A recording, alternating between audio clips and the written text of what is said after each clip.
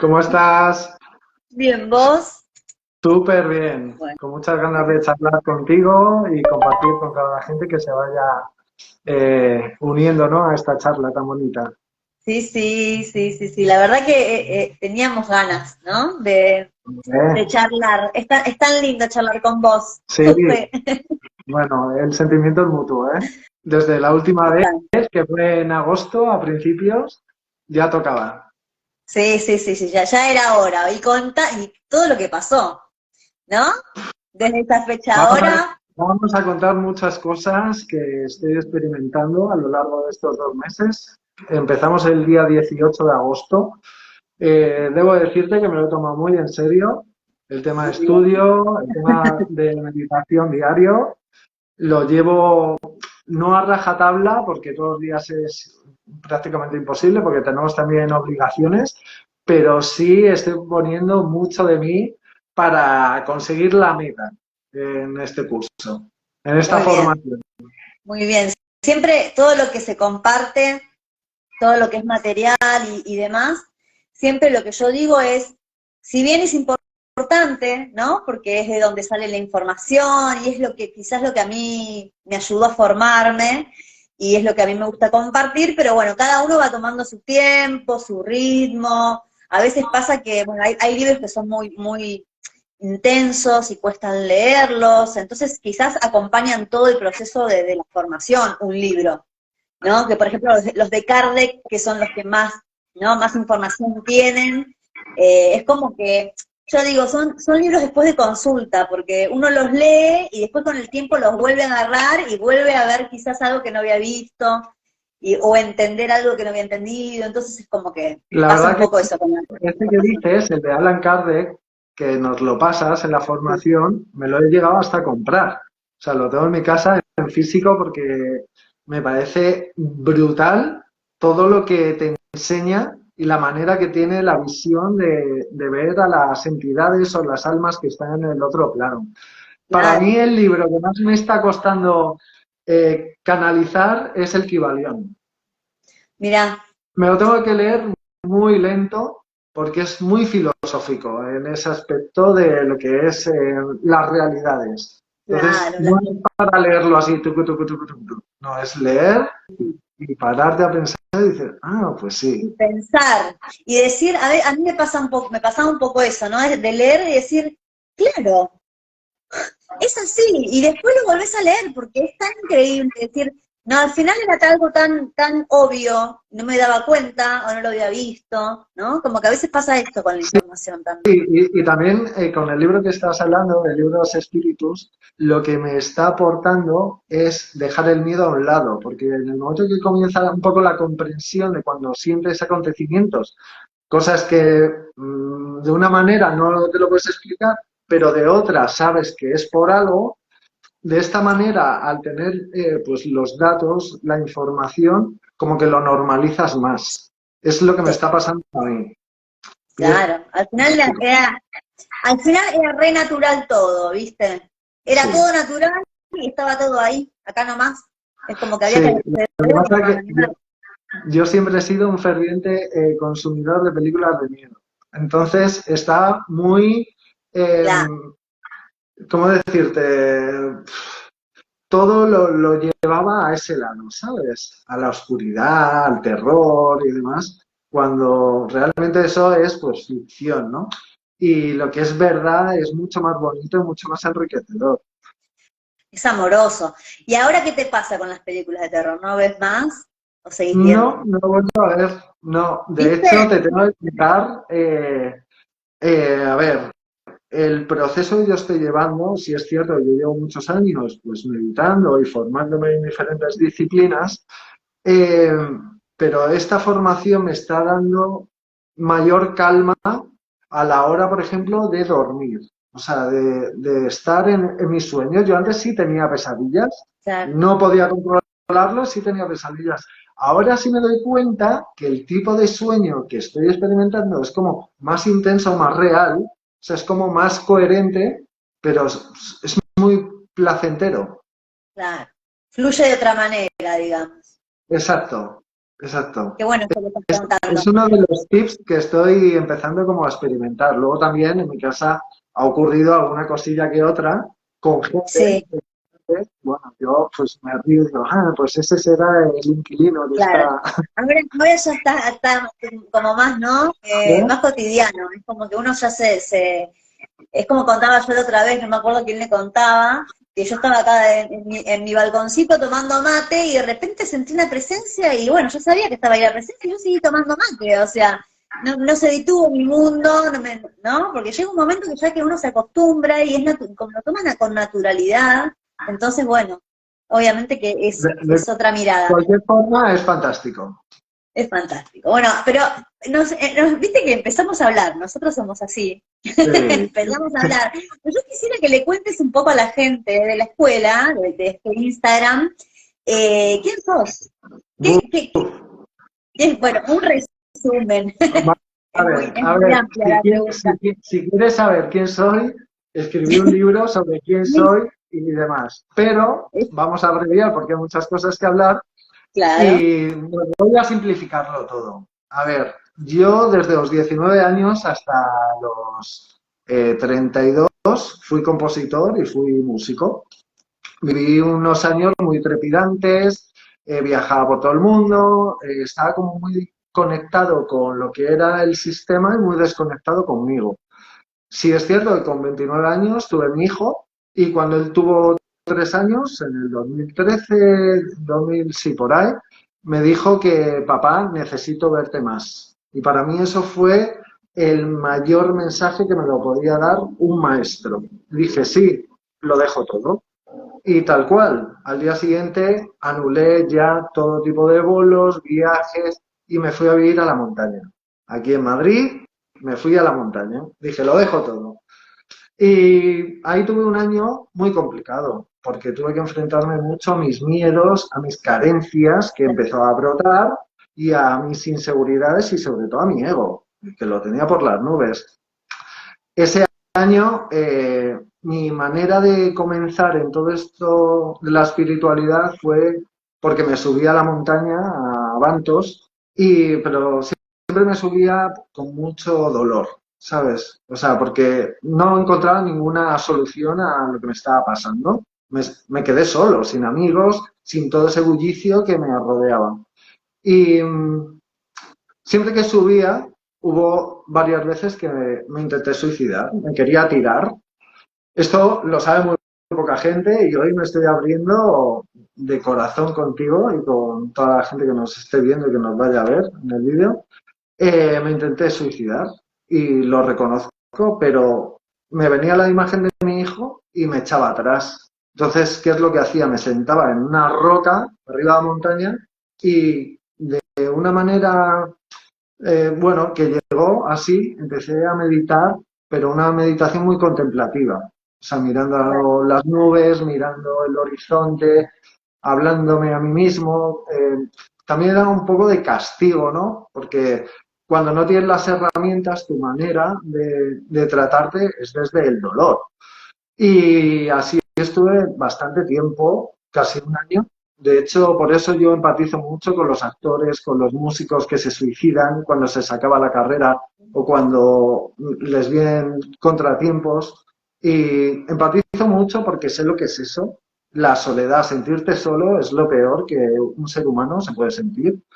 Y, y claro, también trabajé mucho en mí porque yo también era uno más que juzgaba, por ejemplo, el de Linkin Park se ha suicidado, jolín, pues ese tío lo ha tenido todo y se ha suicidado.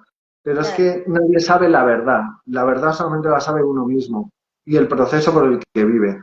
Entonces, ahí conocí a una persona que me dijo, tienes que ir a círculos de hombres para trabajar todo lo que me estaba pasando. Claro, yo llego allí, era un taller, llego a la puerta y dije, uff, me doy la vuelta, me voy. Y dije, estos son unos frikis, yo no quiero entrar aquí. Claro, Pero llegué a la puerta y dije, no, no, entra.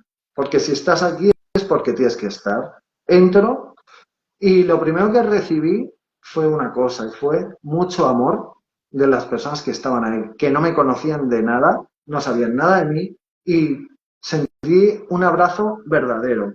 Claro, ahí ya empecé a cuestionarme qué es lo que había vivido anteriormente, ¿sabes? ¿Dónde había estado esa gente que con todo su cariño te estaban ofreciendo su mano sin pedir nada a cambio? Y entonces mi paradigma de lo que era la vida empezó a transformarse. Empecé pues, a irme a retiros, a meterme en monasterios semanas, un mes en un monasterio budista en Huesca. Empecé a estudiar, empecé a formarme de diferentes disciplinas. He estudiado psicología holística, Kundalini Yoga, Tantra y Iyengar. Y todo me iba aportando un montón de herramientas para yo mejorar, porque yo lo hacía por mí. Claro, el que estaba hecho polvo era yo. Y empecé a transformar lo que era mi realidad y la manera en la que yo trataba a las personas y lo que recibía de ellas. Claro, sentía ya en mi cuerpo pues gozo, paz, tranquilidad, unas cosas que decía, va, esto es un cuento chino. Pues empecé a sentir todo eso, empecé a verificar en mí todas esas doctrinas o todas esas sabidurías que años atrás estaban muy lejos de la persona que yo era y empecé a cambiar.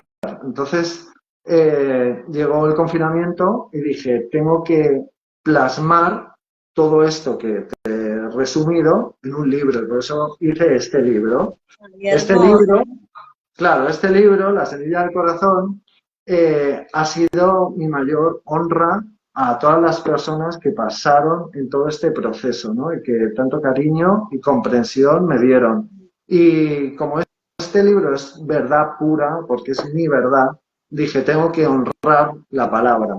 ¿Qué hice? Bueno, empezó a venderse un montón, 2 ediciones en año y medio, y dije, vale, pues el dinero que yo saco de aquí es para ayudar a los demás. Entonces, todo el dinero que yo saqué de la venta lo usé para dar de comer a personas sin hogar en Madrid. Y fue como, wow, o sea, una explosión de decir, lo mejor que podía hacer es todo lo que yo he recibido poder también aportarlo a los demás. Es por ahí, ¿no? Claro, y entonces, después de este libro, empecé, pues, me sentí ya como más preparado para ayudar a otras personas. Empecé a hacer terapias individuales, tanto sobre psicología como hipnosis, tratamientos en hipnosis clínico y también regresiones. Y hace un año, bueno, también estuve otro año, el año pasado, no, el anterior, estudiando plantas maestras con diferentes chamanes de diferentes culturas, mexicanos, brasileños, colombianos, y también recibí un montón de mensajes, un montón, que de ahí salió el otro libro que publiqué el año pasado. Y claro, una chica me ofreció comenzar a hacer talleres con ella, pero algo dentro de mí decía, jolín, tú tienes la capacidad, hazlo tú, pero yo siempre he tenido un mogollón de miedo en exponerme ante las personas, porque nunca me he sentido realmente lo suficientemente productivo o de valor para poder inculcar todo aquello. Claro. Por eso me gusta escribir, porque la manera fácil era escribir y no hablar con otras personas y comunicarme. De hecho, esto que estamos haciendo hoy para mí sigue siendo terapia, porque sigo trabajándome mis miedos de ponerme en un vídeo con otra persona. Ahora, vos fijate cómo uno tiene que pasar por toda esa oscuridad, ¿no? Porque eso es el verdadero ser espiritual. O sea, pasar por ahí, o sea, y aparte también pasar todo eso por uno, ¿no? Sí, totalmente. Por totalmente. El cuerpo, de hecho, a todo el mundo se lo digo, cuando hablamos de los ángeles guardianes, para mí es mi hijo, o sea, mi ángel guardián tiene 14 años y le gusta hacer TikTok, porque él cambió mi vida, él transformó todo, o sea, fue el clic para que todo se empezase como a recolocar. Sí es cierto que con mucho dolor, pero lo que tú dices, el ave fénix, hasta que no muere no renace. Pues eso también ocurrió conmigo. Y, es que hay que pasar por ahí, claro, hay que pasar por el dolor. exacto. No lo podemos evitar, es así. Exacto. Hay que hacerse amigo de esa idea, ¿no? No, claro. Y bueno, ya a raíz de una amiga que me dijo, a ver, tú tienes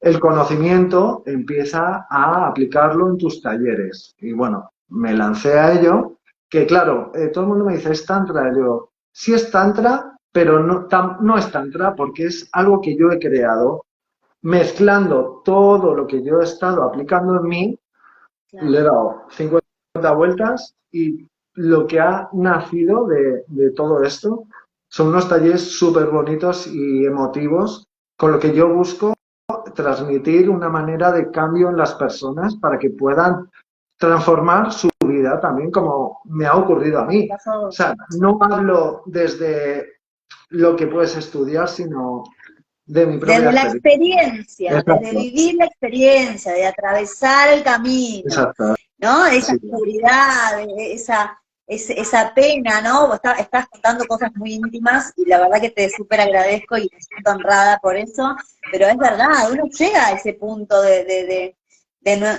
no querer continuar, ¿no? En algún momento, y qué importante es seguir buscando respuestas, así es. seguir Siempre. buscando, ¿no? Yo creo que no hay un maestro, sino que somos siempre estudiantes. O sea, porque la vida es un constante aprendizaje.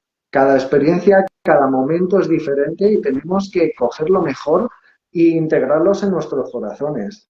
Luego llegaste tú, este verano, llegaste por una razón.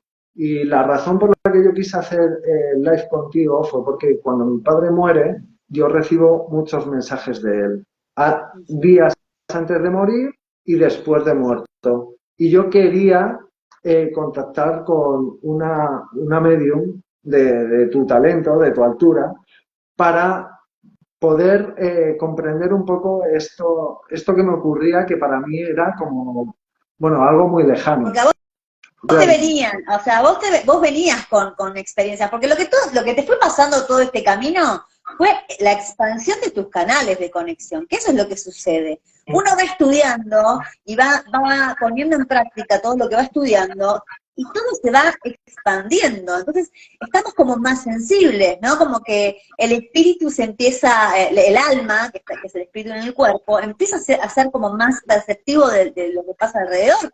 Por eso empezamos a conectar, ¿no? Con lo Sí, invisible. sí, yo creo que también cuando dejamos paso a la empatía, nuestro campo energético se expande, porque empiezas como a recibir emociones que no son tuyas, que vienen de diferentes zonas o diferentes personas, animales, plantas, y las integras como algo tuyo. Entonces te pones también en el lugar de esa persona o de ese animal o de esa planta. Es fabuloso. Eso, de hecho, si el planeta entero lo aplicase, no existirían las guerras, ni el odio, Sí, ni la bueno, envidia, ni eso la sí. avaricia.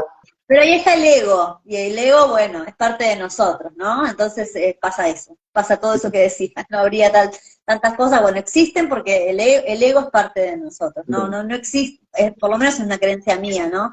Como que no podemos librarnos de eso. Creo que ahí está el aprendizaje, poder domar ese ego, ¿no? Sí, sí, o por lo menos identificarlo. A mí me costó muchos años, no te creas. Y de Claro, hecho, en ocasiones soy humano, me sale. Lo que pasa es sí. que no le dejo que se apodere completamente de mí. ¿Sabes? Le digo, ya has hecho suficiente hoy, vete y déjame tranquilito, que yo estoy en un momento de gozo y de bienestar absoluto. Y mirarse, y observarse, ¿por qué me pasa esto en este momento, en esta circunstancia? ¿Qué es lo que me está mostrando? Y dejar que suceda también, porque tampoco se trata de ir por la vida sin Exacto. enojarse, todo paz y amor. La realidad es que las cosas no suceden porque somos seres humanos y porque estamos en esta experiencia terrenal por algo, ¿no? Sí, Como una parte de del las cosas, proceso. esto que dices es muy sabio y nos lo tenemos que aplicar todos, que es la aceptación de nuestras emociones. O sea, Sí. no está mal llorar ni sufrir porque es parte de ser un ser humano. De Reír, enojarse. claro, amar, todo está bien. O sea, la aceptación es lo que nos libera de la carga emocional. sí, totalmente.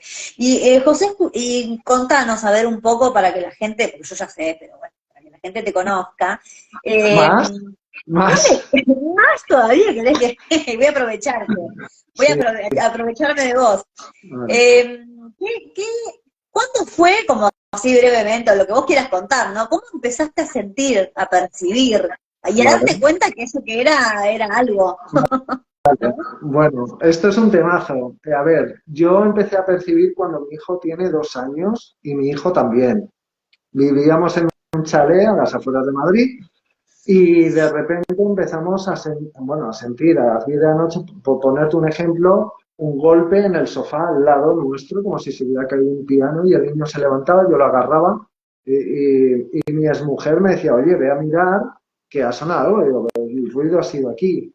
O el niño daba las buenas noches a un señor cada noche, o yo sentía como, no sé si llamarlo posesión, pero sí como la energía me atravesaba mediante una. Todo esto ocurría con una sintomatología previa. Todo Claro, comenzaba pues, con un pitido de oídos muy leve y se va como magnificando y de repente sentía el cuerpo agarrotado, que me ocurría a lo mejor a las 5 de la tarde con luz viendo la tele. Sentía como el cuerpo se quedaba como agarrotado y el pitido continuaba más fuerte, más fuerte, más fuerte, más fuerte, hasta sentir un pánico brutal y veía una mancha blanca moverse delante, así, a lo mejor 2, 3 minutos, y se iba a las escaleras y oía 3 pasos grandes. claro. Otra vez me No, ocurrió de estar en ese proceso como si tienes a alguien que te está empujando y al intentar levantar el brazo se te va completamente al sofá. Eso me ha ocurrido. no. Me ha ocurrido un montón de situaciones de esas. Muy Y físico, ¿no? Todo, era muy físico, mucha sensación física.